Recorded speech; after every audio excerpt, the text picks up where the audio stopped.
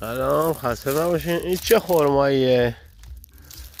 آقای اکبر سخت به ما داده 5 سال پیش به نام آلویی یا کنتال. ما نمیدونیم چه خرمایی میشه این. شما اگه اطلاعاتی دارین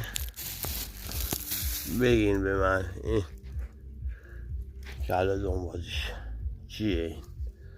چیکارش کنه؟ حالا بگم بیا لعبه بعد 5 سال 6 سال عمر ما رفته. هزینه های سنگین آموسالتره، هزینه سنگین. سنگین.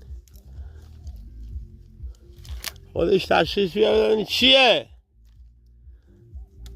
آقای اکبر صدقی چه خورمه یه به من پول میلیون اسدی 1000 آیه و قسم خوردی مکن خود رفتی 7 سالگی هم خود دور کار بودی. این چه خرماییه؟ این چه خرماییه؟ چیزی که به من داری، اسمی که به من داری اینه واقعا؟ اینه؟ چرا به خاطر پول کثیف آخرت خودت و دنیای خودت خراب میکنی؟ چرا؟ حیف حیف حیف.